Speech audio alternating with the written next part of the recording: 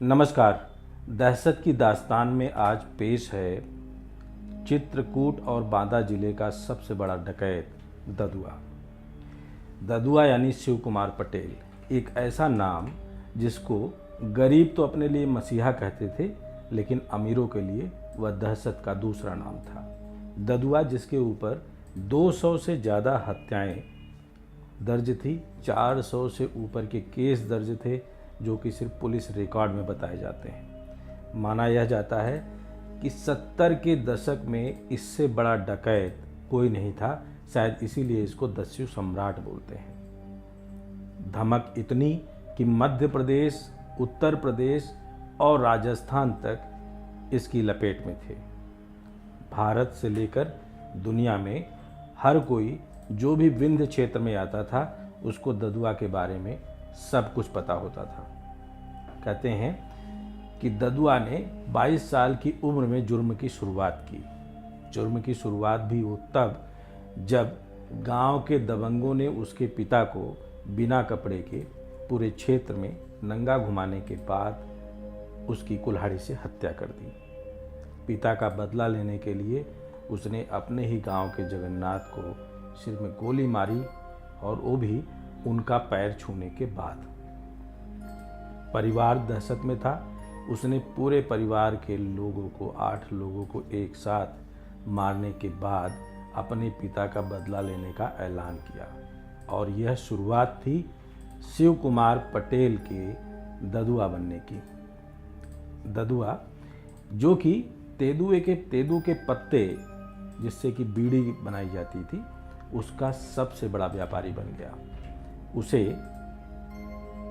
चित्रकूट और विंध्य का वीरप्पन भी कहा जाता था। जैसे वीरप्पन का चंदन की तस्करी में एक एकाधिकार था, उसकी जो पावर थी वो साउथ में उससे बड़ी किसी की नहीं थी। ठीक वैसे ही तेंदू पत्ते में अगर किसी का राज चलता था, दहशत थी, तो वो सिर्फ और सिर्फ ददुआ की।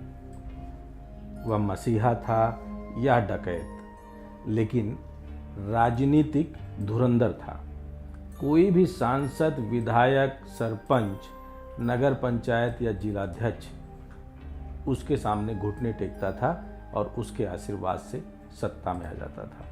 दहशत इतनी कि पुलिस और उस समय के मुख्यमंत्री वीरभद्र सिंह ने उसके ऊपर 10-10 लाख का इनाम रखा हुआ था।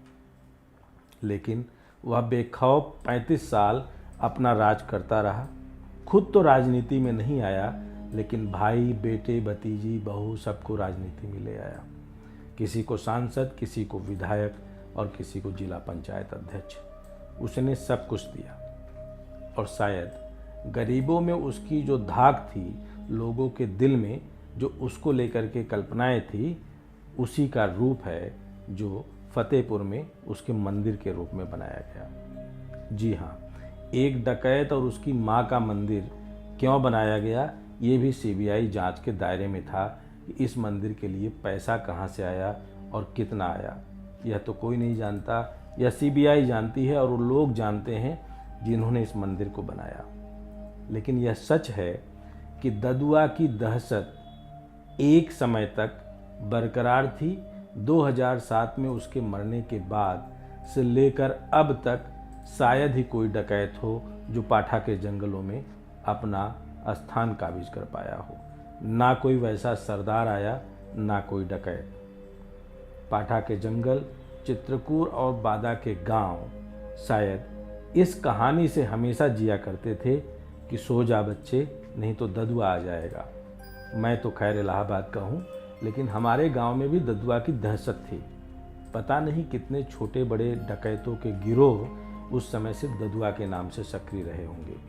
पुलिस ने धीरे धीरे सबको निपटाया, लेकिन एक समय ऐसा आया जब 4 से 5 घंटे लगातार लड़ाई हुई, मुठभेड़ हुई डकैतों और पुलिस की, और उसमें यह माना गया कि 20 लोगों की लाश में एक लाश ददुआ डकैत की भी है। बस यह खबर जंगल में आग की तरह फैली, लेकिन यकीन किसी को नहीं हुआ।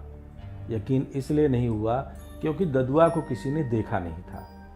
और यह हकीकत और फसाने से अलग हटकर उस दस्यु सम्राट ददुआ के बारे में लोगों के अंदर जो इमेज थी कि वह गरीबों के लिए काम करने वाला है और अमीरों को लूटने वाला है, इन सब से अलग हटकर उसकी एक फिजा थी।